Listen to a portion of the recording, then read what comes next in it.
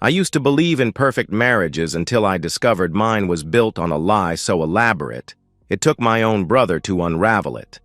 Here I sit in my empty house, divorce papers scattered across the kitchen table like battlefield casualties. And I can't stop thinking about how completely she fooled me. 7 years of marriage and I never saw it coming. Not once. At 36, I thought I had it all figured out. Steady IT job at a mid-sized firm, decent house in the suburbs, and Marissa. She was the woman who seemed to complete my thoughts before I finished them, who remembered exactly how I liked my coffee without ever being asked, who never once gave me a reason to doubt her devotion. Our mornings were choreographed perfection. She'd wake up first, always, padding barefoot to the kitchen in one of my old t-shirts that barely covered her thighs. By the time I stumbled downstairs, coffee would be brewing, and she'd greet me with that sleepy smile that made every day feel like a gift.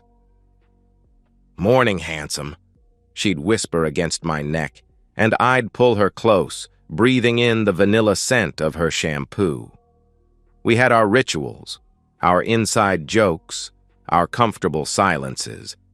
Friday nights meant Thai takeout and whatever Netflix series she'd picked, usually something with British accents that I pretended to find boring but secretly enjoyed because of how she'd curl up against me, her head on my shoulder, her fingers tracing absent patterns on my chest. I felt genuinely lucky, almost guilty when my buddies complained about their wives' nagging or emotional demands. "You don't know how good you have it," I'd tell them, and I believed it completely. Marissa wasn't just beautiful, though she was, with those dark eyes and the way she moved like she was dancing to music only she could hear. She was emotionally intelligent in ways that constantly surprised me. When I'd come home stressed about a server crash or a difficult client, she could read my mood before I said a word. One look, one touch, and the tension would drain from my shoulders. Our modest house felt like a sanctuary because she made it one. But that's the thing about hindsight. It's 2020 and absolutely merciless. Now I can see the inconsistencies I'd dismissed so easily.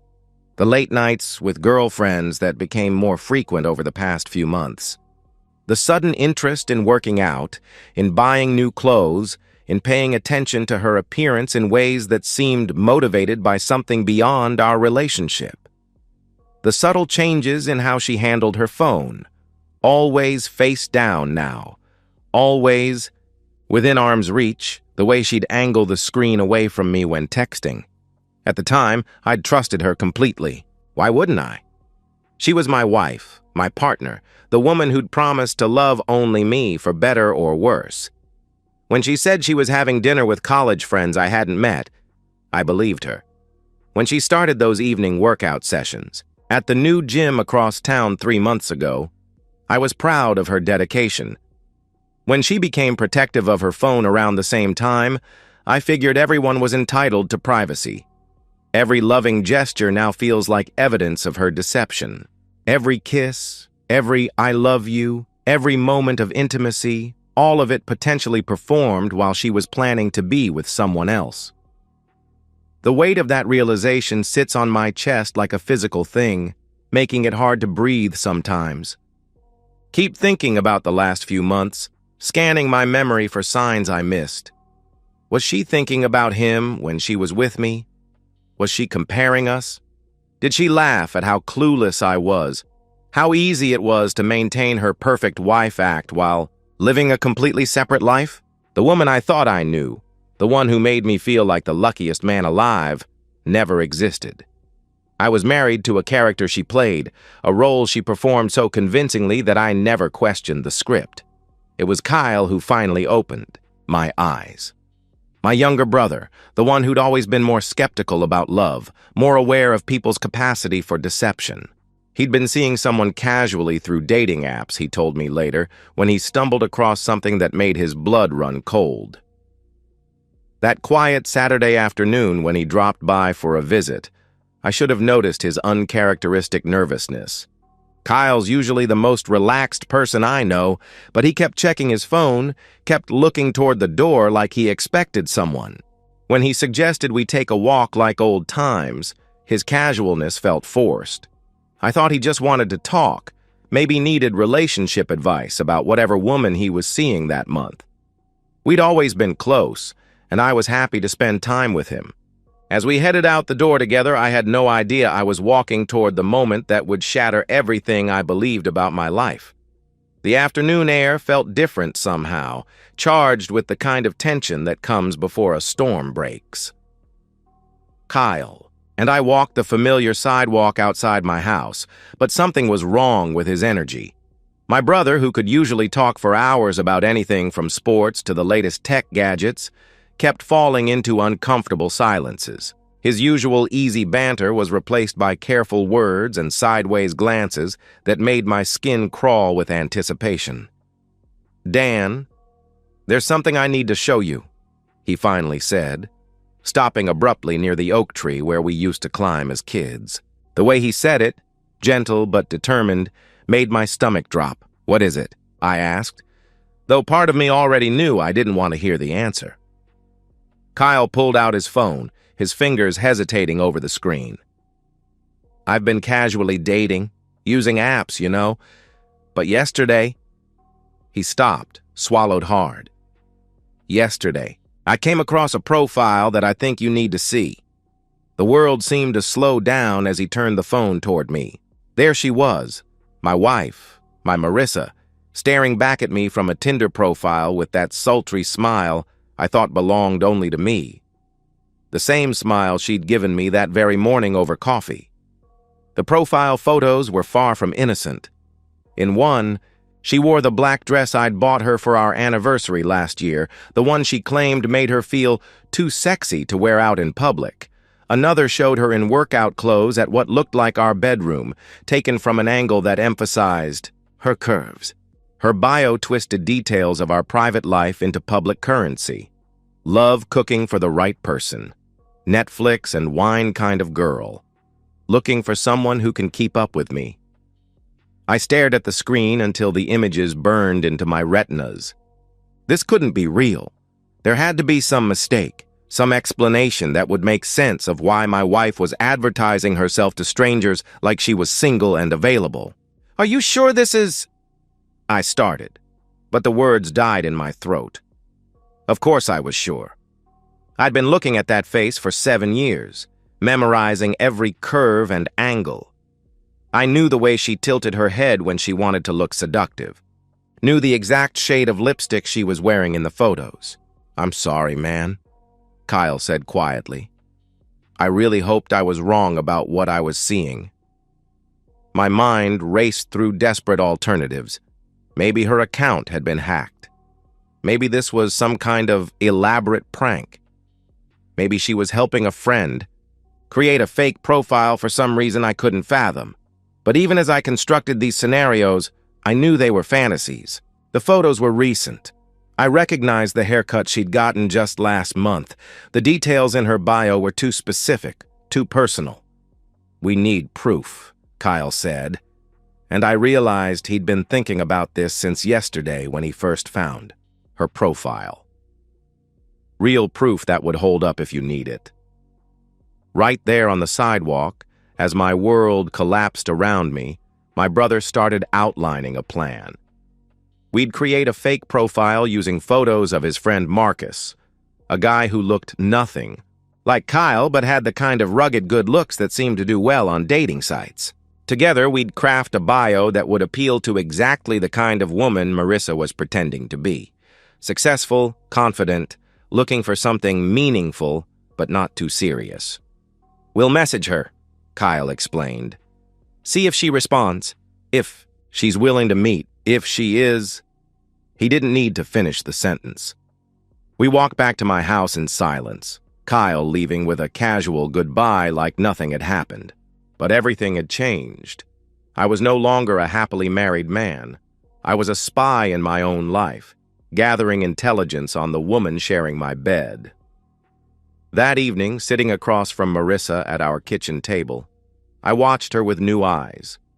She asked about my day with Kyle, laughed at something on her phone, discussed weekend plans like she wasn't actively shopping for my replacement. The normalcy felt surreal, like being an actor in a play where I'd forgotten my lines. Kyle texted me, updates over the next few days. On Sunday, he'd created the Marcus profile and sent Marissa a message. Your smile caught my attention. Would love to get to know you better over coffee. She'd matched with him within hours and responded enthusiastically. For 3 days, I lived inside a lie I could finally see. Every conversation, every casual touch, every mundane domestic moment became a performance we were both giving, though she didn't know I'd dropped out of character. I found myself cataloging her gestures for signs of deception, analyzing her, words for hidden meanings, watching her face for tells I'd been too trusting to notice before. The hardest part was maintaining the illusion. When she kissed me goodbye each morning, I had to respond like I still believed her love was real. When she asked about my day, I had to pretend my world hadn't shifted on its axis. When she curled up against me at night, I had to lie still and let her touch me, while knowing she was actively chatting with someone she thought was a potential lover. By Monday, their conversation had taken on a flirtatious tone. She was asking Marcus about his interests, his work, what he was looking for. She seemed genuinely excited about this connection, more animated in her messages than she'd been with me in months. By Tuesday, she'd agreed to meet him for coffee. They'd settled on a time and place. Wednesday afternoon at Ridgeview Bistro, 15 minutes from my office. She told Marcus she was looking forward to seeing where things might lead. When Kyle called me at work on Tuesday with the final confirmation, I had to close my office door and sit down. She's agreed to meet tomorrow at 2 o'clock, he said. Ridgeview Bistro. She thinks she's meeting Marcus for coffee and conversation. Ridgeview Bistro. I knew the place. Marissa and I had eaten there on our 3rd anniversary. The irony wasn't lost on me that she'd chosen our special place to meet another man. What do you want to do? Kyle asked. I closed my eyes, and for a moment I saw 2 paths branching in front of me. I could confront her tonight, tell her I knew everything, demand explanations and promises and couples therapy. Or I could let this play out, catch her in the act, and end this marriage with the kind of decisive action that would leave no room for manipulation or gaslighting. Tomorrow afternoon, I said. We finish this. After Kyle's call on Tuesday afternoon, I sat in my office staring at the wall, processing the split-second decision I'd just made. I could have rushed home, confronted Marissa immediately, demanded to know why my wife was planning to meet another man. But something deeper than anger was driving me now, a cold, systematic need for absolute clarity. I left work 2 hours early and drove to the law offices of Henderson and Associates. I'd researched divorce attorneys months ago when a colleague went through his own messy separation, never imagining I'd need the information myself. Sarah Henderson was known for handling high-asset divorces with infidelity complications, and her consultation fee was worth every penny for what I learned in that hour. The prenup we'd signed before our wedding included a specific infidelity clause. If either party committed adultery, they forfeited their claim to the other's assets accumulated during the marriage. At the time, we'd both laughed about it. Who needs a cheating clause when you're so obviously in love? Now I understood why my father had insisted on it. Documented evidence of intent to commit adultery is legally sufficient, Sarah explained, reviewing the screenshots Kyle had taken of Marissa's profile and their conversations. Explicit chat logs combined with evidence of showing up to a planned meeting with someone she believes to be a potential affair partner. That's more than enough to trigger the infidelity clause. The legal framework gave me something to focus on beyond the emotional devastation. This wasn't just about my broken heart anymore. It was about protecting myself from someone who demonstrated a complete willingness to deceive me. I was treating this like debugging corrupted code. Isolate the problem, gather the information, implement the solution. But unlike code, this problem slept next to me, knew exactly how I took my coffee, and had spent 7 years learning how to read my moods. That Tuesday evening became the most surreal performance of my life. I returned home to find Marissa unusually attentive, almost flirtatious in a way she hadn't been in months. She made my favorite dinner, wore the perfume I'd bought her for Christmas, sat closer to me on the couch than usual. Looking back, it was probably guilt overcompensation, but at the time it felt like being tortured by a ghost of our better days. "I'm thinking of going to bed early tonight," she mentioned around 9 o'clock, stretching like a cat. "Want to feel fresh tomorrow?" Fresh for her date?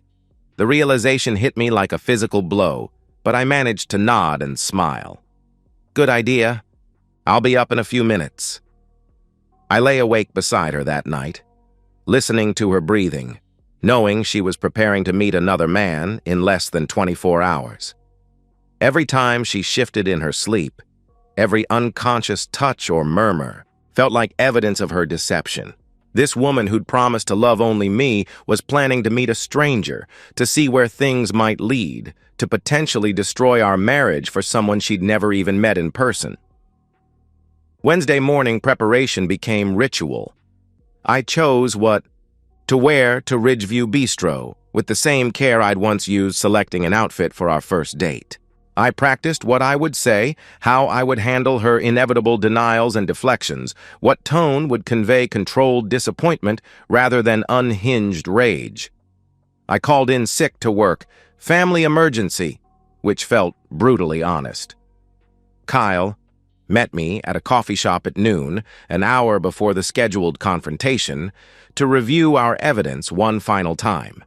Screenshots of every message, timestamps showing Marissa's enthusiasm for meeting Marcus, her explicit agreement to the specific time and location. We had everything we needed. "Are you sure about this?" Kyle asked, studying my face. "Once we walk in there, there's no going back." I thought about the woman who'd made me coffee that morning, who'd kissed my cheek and told me to feel better, who had no idea her husband knew exactly where she was planning to be at 2 o'clock. I thought about 7 years of what I'd believed was genuine love and partnership. "There's already no going back," I said. She made sure of that the moment. She created that profile. The walk to Ridgeview Bistro felt like approaching my own execution. I was about to watch my marriage die in public, surrounded by strangers eating lunch and having normal conversations about ordinary things. The Wednesday afternoon light slanted through the restaurant's windows at sharp angles, casting everything in amber tones that made the moment feel both hyper-real and dreamlike. Through the window, I could see her before she saw me. Marissa sat at a corner table wearing her red dress, the one that always made me lose my train of thought, the one she'd worn on our honeymoon in Greece. She'd chosen it specifically for this meeting, I realized. She was dressed to seduce a, stranger while her husband sat 15 minutes away at his office, probably wondering why she'd seemed so happy that morning. She kept checking her phone, adjusting her hair, scanning the entrance with the nervous excitement of someone anticipating a first date. The woman I'd pledged my life to was sitting in our anniversary restaurant, waiting for another man, looking more animated than she had in months when she was with me. Kyle appeared at my shoulder. "Ready?" I nodded, though I wasn't sure anyone could ever be ready to watch their world end. But as I reached for the restaurant door, I realized something had shifted inside me. The grief and shock were still there, but they'd been joined by something colder and more practical. This wasn't just about catching Marissa in a lie anymore. It was about reclaiming my life from someone who'd been systematically deceiving me. It was about choosing truth over comfortable illusion, even when the truth was devastating. I checked my watch, 2 p.m. exactly. I opened the door and stepped inside. The moment I walked through the door of Ridgeview Bistro, everything crystallized into sharp focus. Marissa sat at table 12, a corner table with good privacy, the kind you'd choose for an intimate conversation. Wearing that red dress and checking her phone with anticipation, I hadn't seen her direct toward me in months. Her face changed through a sequence of expressions that would have been comical if they weren't destroying my life. First confusion as she registered a familiar figure approaching, then recognition. her eyes widening as she realized her husband was walking toward her in a restaurant where she was supposed to meet another man. Finally, dawning horror as the full scope of her exposure became clear. "Daniel?" Her voice cracked slightly. "What are you doing here?" I pulled out the chair across from her, the same position Kyle had coached me to take for maximum psychological impact. "I think the better question is what you're doing here, Marissa. Waiting for someone." She started to speak, probably to construct some desperate lie about meeting a girlfriend or having a work lunch. But Kyle's appearance behind me cut off whatever fabrication she was preparing. My brother sat down next to me without invitation, placing his phone on the table between us. "Actually," Kyle said, his voice calm and conversational, "she's waiting for Marcus. Aren't you, Marissa?" The color drained from her face as she stared at Kyle's phone screen, which displayed their entire conversation. Every flirtatious message, every expression of interest, every agreement to meet for coffee and see where things might lead. The evidence was undeniable and absolutely damning. "This isn't what it looks like," she whispered, but her voice carried no conviction. How could it? She was sitting in a restaurant at exactly 2 p.m. on a Wednesday, dressed to impress, having agreed to meet a man she'd never met for what was clearly intended as a romantic encounter. "Go to your parents," I said, surprising myself with how steady my voice sounded. "Your paperwork will find you there." "Daniel, please let me explain." "There's nothing to explain." I gestured to Kyle's phone. "It's all right here. Every message, every plan, every lie. You created a dating profile while married to me. You flirted with a stranger while sharing my bed. You agreed to meet another man while wearing the dress I bought you for our honeymoon." She tried tears next, the kind of desperate sobbing that had always made me want to comfort her. But now I could see it for what it was. A manipulation tactic, performed emotion designed to make me doubt what I was seeing with my own eyes. "It's Kyle's fault," she said suddenly, pointing at my brother like he was the villain in this scenario. "He seduced me. He manipulated me into this. I never would have—" "Kyle created a fake profile," I interrupted. "But you matched with it willingly. You initiated conversations enthusiastically. You agreed to meet eagerly. He didn't make you do anything except reveal what you were already willing to do." Kyle remained silent through her accusations, but I could see him taking mental notes of every word. Later, he'd tell me that her immediate instinct to blame him, to cast herself as victim even when caught absolutely red-handed, confirmed everything he'd suspected about her character. "You don't understand," she continued, switching tactics. "Our marriage has been struggling. I felt neglected, unappreciated. I wasn't actually going to do anything. I just wanted to feel desired again. By creating a secret dating profile and arranging to meet strange men." I stood up, Kyle following my lead. "While wearing my anniversary gift to meet another man at our anniversary restaurant." The restaurant around us continued functioning normally, servers taking orders, couples sharing meals, business people having lunch meetings. None of them knew they were witnessing the execution of a 7-year marriage, the moment when comfortable lies finally collapsed under the weight of documented truth. Marissa made one final attempt, reaching for my hand across the table. "Daniel, I love you. This was a mistake, a moment of weakness. We can work through this, go to counseling, start over." I pulled my hand away before she could touch me. The woman I'd loved was gone, if she'd ever existed at all.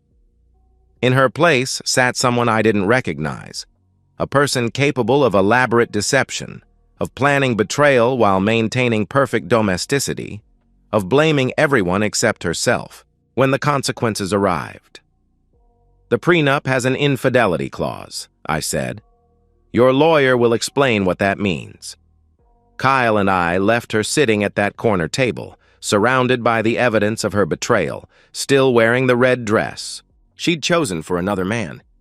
Through the restaurant window, I could see her staring at the phone screen that displayed her own words, her own choices, her own willingness to destroy everything we'd built together. The afternoon light felt different as we walked away. Cleaner, somehow, like the air after a storm has finally passed. The trap we'd set had worked perfectly, but only because she'd chosen to step into it. Every message, every flirtation, every agreement to meet, those were her decisions, her actions, her betrayal. As we reached my car, Kyle put his hand on my shoulder. "I'm sorry it came to this." I nodded, feeling something that wasn't quite relief but wasn't devastation either. For the first time in days, I knew exactly where I stood. The marriage was over, but the lies were finally finished too. "Thank you," I said, "for caring enough to show me the truth." The divorce proceedings unfolded with anticlimactic efficiency. 4 weeks after the confrontation at Ridgeview Bistro, I sat across from Marissa and her attorney in a conference room that smelled like leather and disappointment, watching the legal machinery execute exactly as designed. Sarah Henderson had been right about the strength of our evidence. The screenshots of Marissa's dating profile, her conversations with Marcus, and witness testimony about her appearance at the planned meeting created an airtight infidelity case. The prenup's adultery clause activated like a perfectly engineered trap, protecting every asset I'd accumulated during our marriage. My client was entrapped. Marissa's lawyer argued half-heartedly, but even he seemed to understand the futility of the position. This was an elaborate scheme designed to trick her into compromising behavior. "Your client created a dating profile while married," Sarah responded calmly. "She initiated romantic conversations with someone she believed to be a stranger.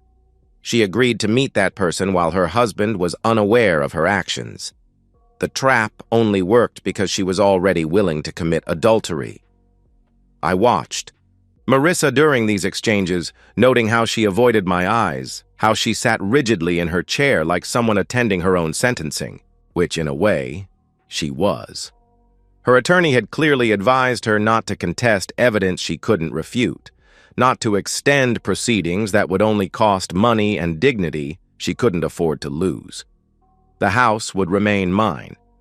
I'd owned it before our marriage and maintained the mortgage payments throughout. Our joint savings would be split, but the retirement accounts and investment portfolios I'd built were protected by the prenup.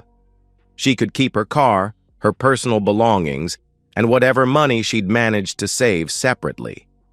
After 7 years of marriage, she was leaving with essentially what she'd brought to it. "This isn't fair," she said during a brief recess, cornering me near the elevator. 7 years, Daniel.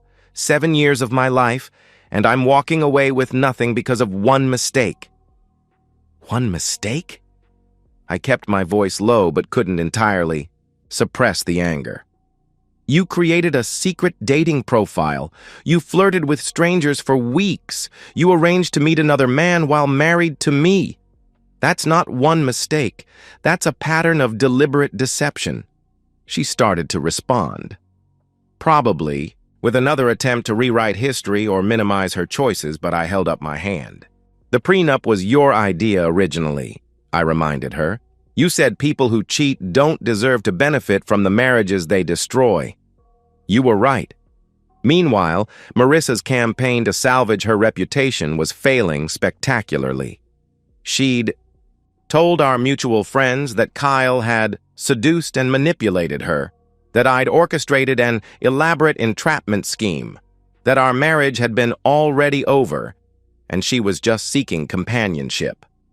But the friends who mattered had seen the evidence, had watched her behavior in the months leading up to the confrontation, had noticed the inconsistencies in her various explanations. Kyle became her primary target for blame and manipulation. She called him directly, alternating between accusations and attempts at seduction that he recorded and shared with me. In one particularly revealing voicemail, she claimed he'd destroyed a happy marriage and ruined her life for jealousy of our relationship. In another, left just hours later, she suggested they should finish what we started since I was being unreasonable about a simple mistake. These messages only confirmed what I'd begun to suspect, that Marissa was fundamentally unable to accept responsibility for her choices. Even faced with absolute proof of her deception, even watching her marriage dissolve because of actions she'd taken, she continued seeking someone else to blame for the consequences. She contacted me again last night, Kyle reported during one of our weekly dinners a month after the paperwork was signed. Threatened to tell everyone I'm a predator who manipulates married women, then 20 minutes later sent a photo asking if I wanted to see what I was missing. Jesus, I muttered, but I wasn't surprised anymore. This was who she'd always been. I'd just been too trusting to see it. The final paperwork was signed on a Tuesday morning in November, exactly 2 months after that Saturday when Kyle first showed me her profile. Marissa's signature looked shaky as she transferred ownership of our shared life back to me, officially ending what she'd secretly ended months earlier with her dating profile. She returned her key to the house she'd never legally owned, packed the last boxes of belongings from the bedroom we'd shared, and disappeared from my daily existence as efficiently as she'd entered it 7 years before. That evening, I sat in my kitchen now, and felt something I hadn't expected. Relief. Not celebration, not triumph, just the quiet satisfaction of authentic solitude. No more performance, no more wondering what she was really thinking, no more analyzing every gesture for signs of deception I'd been too naive to recognize. The house felt smaller without her belongings scattered through it, but it also felt honest. In a way it hadn't in months. Every space was genuinely mine, every decision made without considering someone else's hidden agenda, every routine built around my actual preferences rather than maintaining a facade of domestic harmony. Kyle had been right to show me the truth, even knowing it would devastate me. The marriage I'd been fighting to preserve had ended the moment she created that profile. I'd just been too blind to see it. 6 months after the divorce was finalized, I'm sitting in my home office on a Saturday morning drinking coffee made, exactly how I like it, watching Kyle install new shelving in what used to be Marissa's craft room. The space feels genuinely mine for the first time in years. Furniture arranged for my comfort, walls painted in colors I chose, routines built around my preferences rather than maintaining someone else's elaborate deception. The house is quieter without her belongings filling every corner, but it's also more honest. There are no mysterious late-night phone calls to explain away, no sudden changes in routine to accommodate, no constant low-level anxiety about inconsistencies I'd trained myself not to notice. The silence feels peaceful rather than ominous. Kyle and I have grown closer through this experience, our relationship deepening beyond shared trauma into genuine friendship.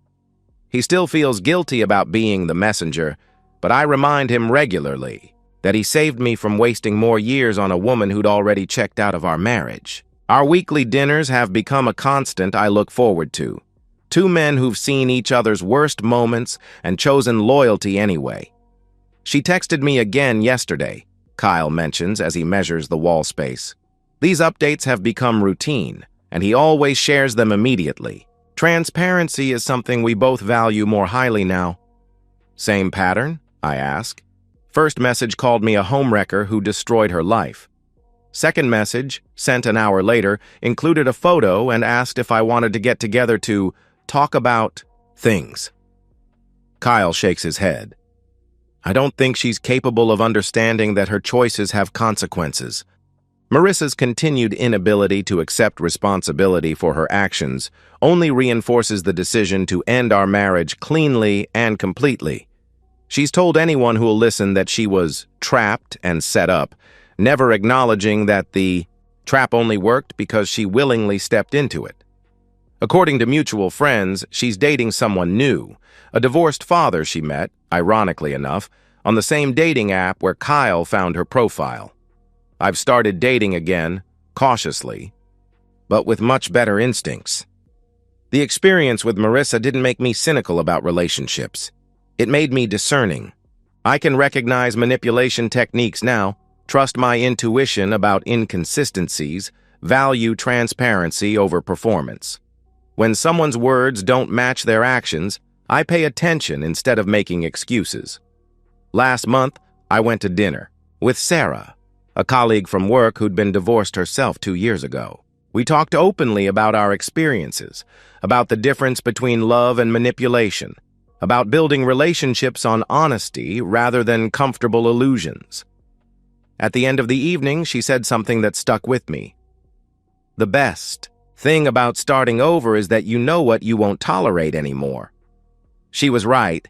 I won't tolerate secret phone conversations, unexplained absences, or sudden changes in behavior that don't add up. I won't make excuses for someone who can't give straight answers to simple questions. I won't confuse performance with authenticity or mistake someone's need for attention with genuine affection. The betrayal was devastating, but it was also liberation. Marissa's deception freed me from a relationship built on lies, revealed who my true allies were, and taught me the difference between love and manipulation. I'm grateful to Kyle not just for exposing the truth, but for standing with me through its aftermath, for being the kind of brother who values my well-being over social comfort. Looking back, I can see that the marriage had been ending for months. Before Kyle showed me her profile, I'd just been too invested in the illusion to admit it. The woman I fell in love with, if she'd ever really existed, had been replaced by someone capable of elaborate deception, someone who could plan betrayal while maintaining perfect domesticity, someone who saw our shared life as a convenient cover story rather than a genuine partnership. The garage project Kyle and I are working on today isn't about avoiding difficult conversations about women or relationships. It's about finding genuine contentment in simple honesty and mutual loyalty. We've both learned that trust, once completely shattered, can only be rebuilt with people who've proven themselves capable of transparency, even when it's uncomfortable. The trap we set that Wednesday afternoon in October caught more than an unfaithful wife. It revealed the strength of brotherhood when tested by crisis, the value of friends who prioritize truth over comfort, and the surprising relief that comes from choosing reality over convenient fantasy, even when reality is harder to accept. As I watch Kyle work, I realize this is what authentic relationships look like: steady presence, reliable support, honest communication, and the kind of loyalty that doesn't waver when tested by difficulty. It took losing my marriage to understand what I'd been missing. But now that I know the difference, I'll never settle for performance again. The afternoon light slants through the garage windows, and I can hear Kyle humming as he works. Tomorrow, we'll probably do something equally ordinary. Maybe watch a game, maybe work on the fence that needs repair. Simple activities with someone I trust completely, building a life based on truth rather than comfortable lies. It's a good life. Maybe not the one I'd planned, but infinitely better than the one I'd been living without knowing it. And that's the end of today's story. If you enjoyed it, please give this video a thumbs up and drop a comment below. Your support helps the algorithm push my content further. If you're new to the channel, don't forget to hit that subscribe button. It really helps me keep creating more stories for you. Thanks for watching, and I'll see you in the next one.